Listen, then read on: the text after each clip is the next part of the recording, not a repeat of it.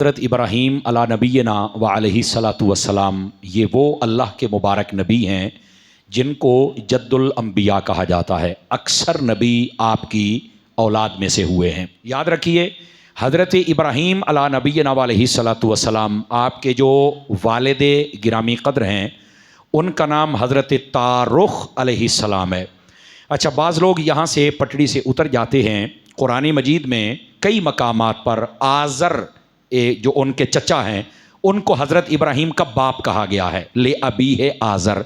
तो वो कहते हैं कुरान में आ गया तो अल्लाह ने बाप कह दिया है, तो तुम कौन होते हो जो नहीं मानते। तो मैंने कहा बात ये है, अरबी के अंदर जो चचा होता है उसको बाप कहा जाता है।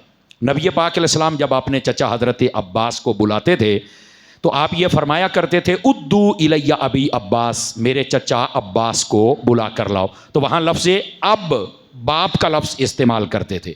और ऐसे ही नबी पाक अलैहिस्सलाम ने फरमाया, सिनबु राजुल अम्मु राजुल सिनबु अबी, फरमाया जो बंदे का चचा होता है वो बाप की मिसल होता है। तो नबी पाक की हदीस से भी वाज़ेह है। और आप जब अपने चचा को बुलाते थे तो तब भी बाप कहकर ही पुकारा करते थे।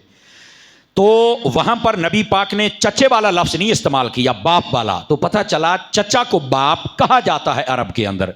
तो चूँकि यहाँ पर अरबियों से कलाम हो रहा है तो अल्लाह ताला ने भी फिर इब्राहीम को चचा कहकर नहीं कहा, बाप कहा है, ताकि अरब वाले समझ जाएं कि इससे मुराद इनके चचा की बात हो रही है। तो आप जिनमें कलाम उतरा है जब उनको इतराज़ नहीं है, तो आजकल पता नहीं क्यों लोग, अच्छा यहाँ एक धोखा ये देते हैं, देखो ना अल्लाह ने अभी है कहा है तो तुम इसका माना बदल रहे हो, अल्लाह के पास और कोई लफ्ज़ नहीं था। माज़अल्लाह अस्तग़फिरुल्लाह। मैंने कहा जाहिलो ऐसी बात नहीं है, अल्लाह के पास लफ्ज़ हैं, सारे हैं, लेकिन वो जो कलाम करता है ना, वो इसलिए कलाम करता है और अल्फाज इस्तेमाल करता है ताकि लोग समझे कि असल हकीकत क्या है। मिसाल के तौर पर अब अल्लाह ताला ने कुरान मजीद में फरमाया कि जब माँ बाप के लिए दुआ करनी है, और रब्बिरहम्हुमा कमा रब्बयानी सगीरा, अब ये 15वें पारे में दुआ है। अल्लाह ने फरमाया कि जब अपने माँ बाप के लिए दुआ करो ना तो ये कहा करो कि ए हमारे रब, हमारे इन दो रब्बों पर भी रहमत फरमा, यानी ए रब, ये मेरे दो रब हैं, इन पर रहमत फरमा। अब रब अपने आप को भी रब कह रहा है और दो रब भी हैं, और उस दो रब्बों से मुराद माँ और बाप हैं। तो मैं कहता हूं यहां पर क्या अल्लाह के पास अल्फाज नहीं थे कि अल्लाह ताला यहां माँ बाप वाला लफ्ज इस्तेमाल कर लेता? अल्लाह ने माँ बाप को रब क्यों कहा? तो यहां रब का लफ्ज इस्तेमाल इसलिए किया कि अरबियों को पता है कि जब रब खुदा को बोला जाए तो मतलब होता है हकीकत में पालने वाला, और जब माँ बाप को बोला जाए तो मतलब होता है अल्लाह की अता से पालने वाले। तो लफ्ज़ तो अल्लाह के पास है, तो अल्लाह ने क्यों नहीं बोला? कहते नहीं जी अच्छा मतलब ये वे कि माँ बाप भी पालते हैं तो लिहाजा ये माना है। तो मैंने कहा यहाँ ये माना निकल आया है, हज़रत इब्राहीम के बाप के लिए ये माना क्यों नहीं निकल रहा है? तो आपके चचा को जो बाप का है वहाँ तो अड़ गया है। तो असल अगर इल्मी दयानत हो तो बंदे को मसला फिर समझ आता है। अल्फाज होते हैं लेकिन वो जिस कल्चर के लिए और जिन लोगों के लिए बोला जाए तो उनकी जहन के मुताबिक अल्फाज का इस्तेमाल किया जाता है। अब यहाँ पर अल्लाह ने माँ बाप को रब कहा है, अब अल्लाह खुद होके इनको रब कह रहा है, तो वहाँ तो शिरक नहीं हुआ, तो वहाँ किसी ने अल्फाज भी नए नहीं मांगे कि अल्लाह के पास कोई और अल्फाज नहीं थे और कोई फतवा भी नहीं लगाया। कहते नहीं लफ्ज रब माँ बाप के लिए बोला है लेकिन मतलब इसका पालने वाला है। तो मैंने कहा इसीलिए चाचे का लफ्ज, ये लफ्ज बाप अल्लाह ताला ने हजरत इब्राहीम के वालिद के लिए बोला है, पर मतलब असली बाप नहीं है, मतलब है चचा। तो कहते आपके पास दलील क्या है? मैंने कहा मेरे पास बहुत दलीलें हैं, पर आपको पहली दलील आपके घर से देता हूं। ये जो अल्लामा इब्ने कसीर हैं, इनकी तारीख है अल बिदाया वन निहाया, आप इसको खोल लें, हज़रत इब्राहीम का चैप्टर खोलें ना, तो आपने पहली लाइन पर लिखा है कि हज़रत इब्राहीम बिन तारुख, उन्होंने कहा कि इब्राहीम अलैहिस्सलाम के वालिद का नाम तारुख है, उनके वालिद का नाम आज़र नहीं है। और साथ ये भी वजाहत की है कि बाद लोगों को गलती हो गई कि वो आज़र को कहते हैं, चूँकि जो नबी होता है उसका जो बाप हो या माँ हो वो कभी काफिरा मुशरिका नहीं हो सकते। क्यों? नबी पाक सल्लल्लाहु अलैहि वसल्लम ने यह भी फरमाया हुआ है, इस बात को समझिएगा, फरमाया मुझ से लेकर मेरे बाप आदम तक और मेरी माँ आमना से लेकर मेरी माँ हव्वा तक, मैं जितने बापों से आया वो भी पाक थे और जितने माँओं से आया वो भी पाक थे। मेरे बाप भी रब को मानने वाले थे और मेरी माँ भी रब को मानने वाली थी, वो भी तय्यब व ताहिर थे और वो भी तय्यब व ताहिर थे। तो जब मेरे मुस्तफ़ा मोहर लगा रहे हैं कि मेरा जितना शजरा है वो सारा पाक और साफ है, तो फिर वो सारे मुसलमान हैं, रब को मानते हैं, तभी पाक है। क्योंकि अल्लाह ने कुरान में कह दिया इन्नमल मुशरिकूना नजस, कि जो मुशरिक होता है वो नापाक होता है। तो अल्लाह ने जब महबूब पाक से ये कहलवा दिया कि महबूब आप इनको बताएं कि मेरी ऊपर वाली सारी नस्ल पाक है, मैं पाक बाप और पाक माओं से होके आया, तो पाक कहना ही इस बात की दलील है कि सारे रब के मानने वाले ही थे। इस बात को अगर आप समझे हैं तो फिर आपको बड़ी जल्दी मसला समझ आ जाना चाहिए कि नबी पाक ने जब बता दिया है तो फिर पीछे कोई मसला बचता नहीं। लेकिन कुरान से भी एक दलील दे दूं मजीद, ताकि बात समझ में आ जाए। आप देखो कुरान मजीद में हज़रत इब्राहीम अलैहिस्सलाम की दुआ मौजूद है और 13वें पारे में है और सूरह इब्राहीम में है।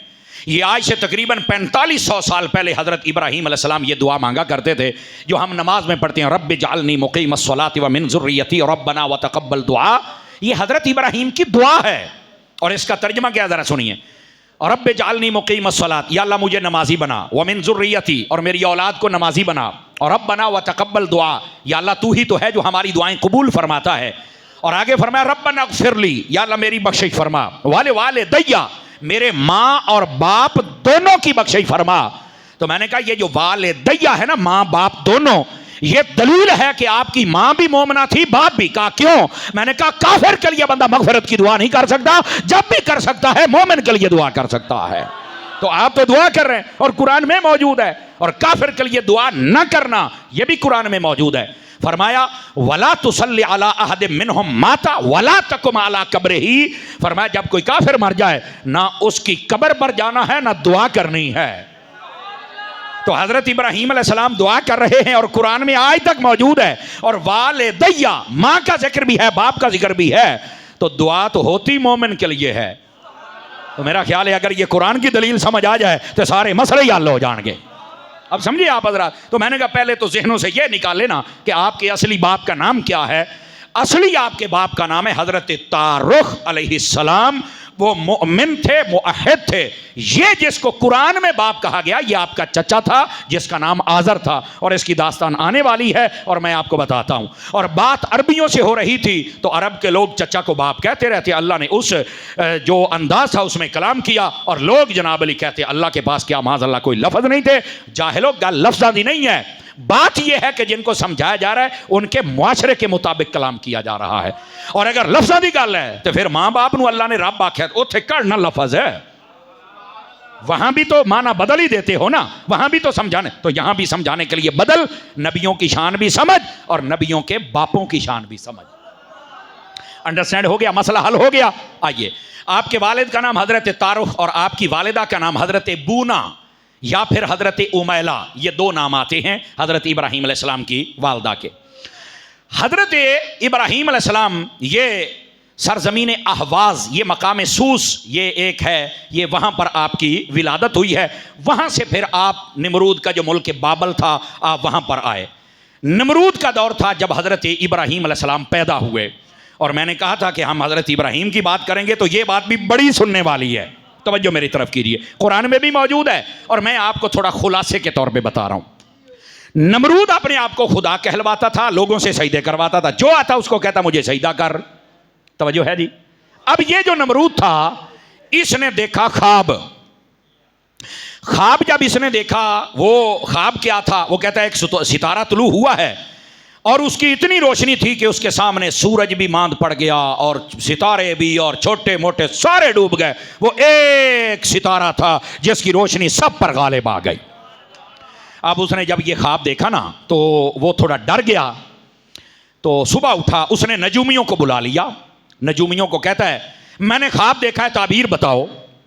ख्वाब तू वेख्या ते ताबीर असी दसी। ये भी कहता है कि अगर ख्वाब की ताबीर सही ना दसी तो मैं तुहानू मरा छड़ना है कमली बला। ख्वाब तुसा वे देखो तो डराउंदे दूसरे बंदियां नूं। ये जो निमरूद था, इसने ख्वाब देखा और ये कहने लगा कि मुझे इसकी ताबीर बताई जाए। सारे नजूमी सर जोड़ के बैठ गए।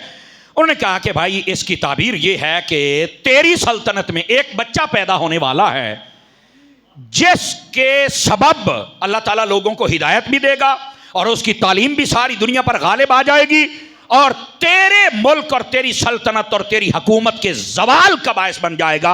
वो बच्चा पैदा होने वाला है, करीब वक्त है।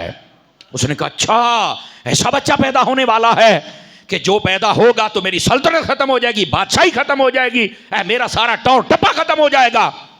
उसने पहला ऐलान किया। मैं बता रहा हूं ना कि इन कुर्सियों पर बैठने वाले अक्सर बेवकूफ ही होते हैं। पहला ऐलान कहता जी कोई मर्द अपनी औरतों के करीब ना जाए। पहला ऐलान कर दिया तो आगे ना जाएंगे ना ही आगे कोई बच्चा बच्ची पैदा होगा। नंबर 1। नंबर 2 कहता जो बच्चे पैदा हों तुम सब ने उनको कत्ल कर देना है। यह दूसरा ऐलान। तीसरा यह कि उसने ना महकमे बना दिए, हर बूहे से खड़ा कर दिता और अपने जनाब अली चमचे कड़छे, समझ आई ना, कि कोई बंदा ये अमल ना कर सके और कोई बच्चा पैदा ही ना हो। उसने जनाब हर गली में, हर घर, हर दरवाजे पर एक एक बंदा खड़ा कर दिया। लो जी इतना सख्त पैरा लग गया कि वो बच्चा ना पैदा होवे, लेकिन बच्चे ने तो पैदा होना सी। चूंकि वो बच्चे आम नहीं थे, वो हजरत इब्राहीम अलैहिस्सलाम थे। इनकी जो वालदा थी ना हजरत उमैला या बूना, इनकी उम्र कम थी और किसी को पता ही ना चल सका कि इनके यहां भी हमल है। आपके जब वालिद को पता चला ना कि ये मसला बन गया कि निमरूद ने हुक्म जारी कर दिया है कि कोई बच्चा पैदा होगा तो हम कत्ल कर देंगे। रिवायात में यहां तक है कई सड़कें और कई घर जब पहले दिन हुक्म दिया तो वो बिल्कुल खून आलूद हो गए। छोटे छोटे जो नौमौलूद बच्चे होते उनको कत्ल कर दिया गया कि कोई बच्चा नहीं जमना चाहिए। ऐसे जालिम बादशाह सिर्फ अपनी कुर्सी बचाने के लिए। हुआ क्या, उसने जब हुक्म जारी कर दिया ये काम, हजरत इब्राहीम अलैहिस्सलाम की वालदा उन्होंने अपने आप को पहले तो छुपाए रखा, फिर उनके वालिद ने एक तहखाना बनाया जिसके अंदर अपनी बेटी को भेज दिया कि वहां जाओ, जब भी विलादत हो जाए बच्ची या बच्चे की तो तुम इसको वहीं छोड़कर आ जाना। वहां जब आप पहुंची तो गैब से भी आवाज आई कि परेशान नहीं होना, हम हैं ना इसकी हिफाजत करने वाले। वो जो तहखाना है, अब ये सुन के आपको लुत्फ आएगा, ये जो फकीर गुनाहगार हकीर आपके सामने बैठा है, 2 मरतबा उस तहखाने में जाने की मुझे सादत नसीब हुई है। 2 मरतबा मैंने वो जगह देखी हुई है। जब मैं साल के बाद जाता हूं इराक में तो वहां पर वो जगह है, मैंने वो जगह देखी हुई है और वाकई बड़ा लुत्फ आता है। हमने वो सारा वाकया कुरान में पढ़ा है, हदीस में पढ़ा है और जब जाते हैं तो बड़ी चास आंदी है। क्या बात है, ऐसे हजरत इब्राहीम अलैहिस्सलाम तशरीफ लेके आए सन। आपकी वालदा वहां पहुंची, हजरत इब्राहीम अलैहिस्सलाम पैदा हुए, गैब से आवाज भी आ गई, वो दूध पिलाया वापस आ गई, किसी को नहीं पता चला। एक कहता सी मैं पैदा ही नहीं होने देना, और अरबी में कहते हैं मीलाद ही नहीं होने देना। आपको यह पता होना चाहिए नबियों के मीलाद के मुनकर बड़े पुराने पुराने लोग भी गुजरे हैं। आजकल दे मुनकर ते तो शय ही कोई नहीं साढ़े वास्ते। सुनिए जरा, उसने भी कहा कि हमने मीलाद नहीं होने देना इस नबी का। अब उसको तो बच्चा ही बताया गया था, लेकिन मैं अपने लहजे में बताऊं ताकि आपका जो जहन है कंप्यूटर ईमान वाला वो भी जरा क्लिक करे ना मेरे साथ कि नबियों के मीलाद के मुनकर बड़े बड़े लोग हुए। अच्छा हुआ क्या, हजरत इब्राहीम अलैहिस्सलाम आप ग्रोथ बहुत तेजी से कर रहे थे। कितनी, जितना 1 महीने में बच्चा मतलब ग्रोथ करता है ना, आप उतना 1 दिन में कर जाया करते थे। इतनी तेजी के साथ आपने ग्रोथ पकड़ी। आप जनाब जवानी की उम्र को पहुंचे, आपको बाहर निकाल, बात लंबी है, मैं सिर्फ क्लोज कर रहा हूं। हजरत इब्राहीम अलैहिस्सलाम का मीलाद हो गया, आप बड़े भी हो गए और वो निमरूद कर भी कुछ ना सका। तो मैं क्या, नबी का मीलाद हो जाता है, मुनकिर कर भी कुछ नहीं सकता है, और ये तो होना ही होता है ना। समझ आ रही मेरी बात की। हजरत इब्राहीम अला नबीना अलैहिस्सलातु वस्सलाम आपकी वालदा फरमाती हैं कि जब कभी मैं लेट हो जाती ना तो हजरत इब्राहीम के पास आती तो मैं देखती ना तो आप अपनी उंगली शरीफ मुंह में लिए हुए होते, जब मैं निकालती तो वहां से भी दूध और शीरा निकल रहा होता था। हजरत इब्राहीम अला नबीना अलैहिस्सलाम। लो जी आप जवान हो गए, जवानी में आए तो आप आहिस्ता आहिस्ता बाहर आ गए। अब किसी को क्या पता ये बच्चा कब पैदा हुआ है और इतनी जल्दी कैसे बड़ा हो गया, चूंकि उनका सिस्टम ऑफ ग्रोथ वो बड़ा तेज था, आम बच्चों की तरह नहीं था, आप बड़ी जल्दी ग्रोथ पकड़ते थे। इब्राहीम अला नबीना अलैहिस्सलाम आए, आपने माहौल देखा, बुतों की पूजा भी होती थी, चांद की पूजा भी होती थी, सितारों की पूजा भी होती थी और साथ में सूरज की पूजा भी होती थी। 4 किस्म के लोग मौजूद थे। आपने सबको देखा और वो क्या करते थे कि उनका एक खास दिन रखा हुआ था, जब वो चांद नजर आता तो वो सारे मेले पर निकल जाते और अपने बुतों की पूजा करते, और उनका एक बड़ा अजीब था। हजरत इब्राहीम अलैहिस्सलाम आपने इनको समझाना शुरू कर दिया, यार बुतों के पास तुम क्यों जाते हो, क्या मसला है तुम्हें।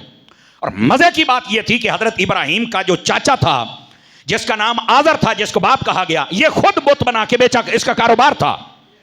एक दिन हजरत इब्राहीम अलैहिस्सलाम को कहने लगा कि मैं बुत बनाने ते बेच के थे आना। हजरत इब्राहीम ने बुत लिए, आप चले गए बाजार में, आपने कहा आ जाओ, अपने हाथों से बनाए हुए बोतले लो जो ना बोल सकते हैं, ना सुन सकते हैं, ना तुम्हारी मुराद पूरी कर सकते हैं, और इनको कोई ठुड्डा मारे तो अपने आप को बचा भी नहीं सकते हैं।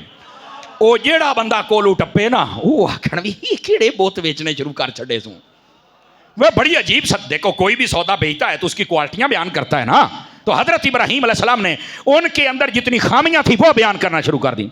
सवेर तो लेके शाम तक एक बोत नहीं विकया।